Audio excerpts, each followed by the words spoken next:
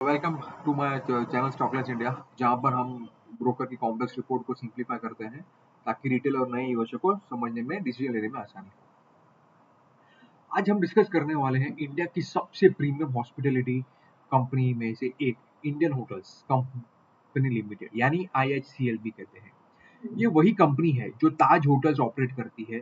इसके अलावा विवांता, सेलिक्विंटॉन्स, जिंजर, क्यूम जैसे मल्टीपल स्ट्रॉन्ग ब्रांड्स भी कंपनी के पोर्टफोलियो में।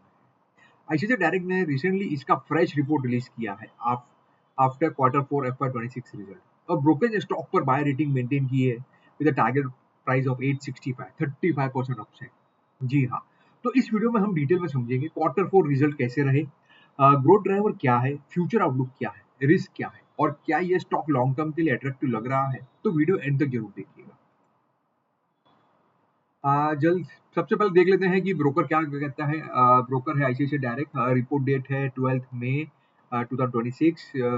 रेटिंग दी है buy, current market price 638, target price 865, potential upside 35%। चल आगे बढ़ने से छोटा डिस्क्लेमर। दोस्तों, हम एक we are not SEBI registered research analyst, not investment adviser. ये वीडियो सिर्फ एजुकेशनल पर्पस के लिए बनाई गई है। हम किसी भी तरह से ब्रोकर से एसोसिएटेड नहीं है। तो अब कंपनी की बेसिक समझ लेते हैं। मार्केट कैप है लगभग 90,000 करोड़, 90,350 करोड़। 52 हाई है 812, 52 565। शेयर होल्डिंग पैटर्न की बात करें तो प्रमोटर्स है 38.12%, जिसमें से मेजर होल्डिंग है टाटा सन्स के पास। जी हाँ, ये टाटा ग्रुप कंपनी है। FIIs and locals mutual funds के पास है 45.81%। बाकी है 16.07% नॉर्मल पब्लिक के पास। इन अब कंपनी का बिजनेस मॉडल डिटेल में समझते हैं। इंडियन होटल इंडिया की लार्जेस्ट हॉस्पिटलिटी कंपनी है। कंपनी के पास मल्टीपल स्ट्रॉन्ग ब्रांड्स है। ताज लग्जरी सेगमेंट में है, विवंता जो अपस्केल होटल है, सेलिक्विंटॉन्स है, जिंजर है जो मिड स्केल होटल है, क्यूमिन है जो food delivery and restaurant business है। कंपनी के पास करंटली 361 ऑपरेशनल होटल्स है और 256 होटल्स पाइपलाइन में है। ये भी बड़ा नंबर है। सबसे इंपॉर्टेंट पॉइंट यहाँ है कंपनी के asset light strategy. 68% operational portfolio है एंड 93% पाइपलाइन मैनेजमेंट कॉन्ट्रैक्ट। ये एसेट लाइट फॉर्मेट में है। इसका बेनिफिट क्या होता है? कंपनी को खुद होटल प्रॉपर्टी ओन नहीं करनी पड़ती है हर जगह। कैपिटल रिक्वायरमेंट कम होती है, मार्जिन बेटर होते हैं और एक्सपेंशन फास्ट होता है। इसी वजह से मार्केट इंडियन होटल को प्रीमियम वैल्यूएशन देता है। अब आता है क्वार्टर रिजल्ट्स पर। क्वार्टर 4 FY26 कंपनी के लिए काफी स्ट्रॉन्ग रहा। रेवेन्यू आया 2,765 करोड़, तो 14% ईयर ऑन ईयर ग्रोथ है। इबिटा है जो कि है earning before income tax, before interest tax, depreciation, amortisation, वो है 973 करोड़ रहा, 13.5% growth. Profit after tax PAT जिसे कहते हैं 645 करोड़ रहा, अराउंड 14% ग्रोथ। सबसे इंप्रेसिव चीज थी ऑक्यूपेंसी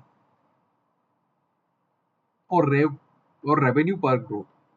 ऑक्यूपेंसी इंप्रूव होकर 78% पहुंच गया है और रेव पर यानी रेवेन्यू पर अवेलेबल रूम 10% ग्रोथ हुआ है, जो जाके 13,250 तक। स्टैंडर्ड लोन बिजनेस में रेवेन्यू पर अवेलेबल रूम ग्रोथ और भी स्ट्रॉन्ग है, अराउंड 12%। इसका मतलब कंपनी प्राइसिंग पावर मेंटेन कर पा रही है और डिमांड भी स्ट्रॉन्ग बन रही है। अब कंपनी का लॉन्ग टर्म ग्रोथ ट्रेजेक्टरी देखते हैं। FY23 में रेवेन्यू था अराउंड 5,800 करोड़। FY26 तक रेवेन्यू ऑलमोस्ट 9,700 करोड़ पहुंच गया है। आईसीआईसीआई डायरेक्ट एस्टिमेट के अकॉर्डिंग FY27 में रेवेन्यू 10,800 करोड़ क्रॉस कर सकता है। FY28 में 12,000 करोड़ के ऊपर जा सकता है। पैट, प्रॉफिट आफ्टर टैक्स भी कंटिन्यूसली ग्रो हो रहा है। FY23 में 1,050 करोड़ था, FY26 में 1,989 करोड़ एंड FY28 एस्टिमेट है 2,800 करोड़ प्लस। मतलब अर्निंग कंपाउंडिंग काफी स्ट्रॉन्ग है। ये एक इंपॉर्टेंट साइन होता है क्वालिटी बिजनेस का। अब देखते हैं कंपनी के मेजर ग्रोथ ड्राइवर्स क्या है। सबसे पहला ताज ब्रांड। लग्जरी सेगमेंट में ताज अभी भी प्रीमियम प्राइसिंग कमांड करता है। दूसरा मेजर ग्रोथ इंजन है जिंजर होटल्स। जिंजर का रेवेन्यू अब 700 करोड़ के पास पहुंच रहा है। कंपनी एग्रेसिवली एक्सपांशन कर रही है। क्यूमिन बिजनेस भी रैपिडली एक्सपांड हुआ है। और 100 प्लस आउटलेट क्रॉस कर चुका है। AMA स्टेज एंड ट्रेल्स जो लग्जरी विलाज और बंगलोज बिजनेस है, उसका पोर्टफोलियो 375 बंगलोज क्रॉस कर गया है। एयर कैटरिंग जो है ताज सैट्स जो एयर कैटरिंग बिजनेस है, उसने भी Q4 में 13% ग्रोथ दिखाई है और management contract income 30% year on growth हुई है, जो मार्जिन रेवेन्यू होता है। अब मैनेजमेंट अभी हमने देख लिया कि रिजल्ट कैसे, अब देखते हैं कि मैनेजमेंट का आउटलुक क्या है। कंपनी एक्सपेक्ट कर रही है FY27 में 12 to 14% रेवेन्यू ग्रोथ और अगर ग्लोबल कंडीशन इंप्रूव हुए तो सेकंड हाफ ऑफ FY27 में ग्रोथ 15% से भी ऊपर जा सकती है। वेडिंग सीजन भी स्ट्रॉन्ग एक्सपेक्टेड है because around 70 auspicious wedding dates हैं FY27 में। गोवा होटल्स ने ऑलरेडी 25% प्लस रेवेन्यू ग्रोथ दिखाई है। कंपनी 1000 करोड़ से 1200 करोड़ एनुअल कैपेक्स भी प्लान कर रही है for innovation, expansion, new hotels, brand upgrades के लिए। लॉन्ग टर्म फोकस क्लियर है, एसेट लाइट ग्रोथ और मार्जिन एक्सपांशन। और एक बात बता दूं, अभी हमारे prime minister mister Narendra Modi ने 2 दिन पहले भी स्टेटमेंट किया था कि लोग बाहर घूमने न जाए और डोमेस्टिक टूरिज्म को ज्यादा सपोर्ट करें, तो उससे भी कुछ फायदा हो सकता है कंपनी को।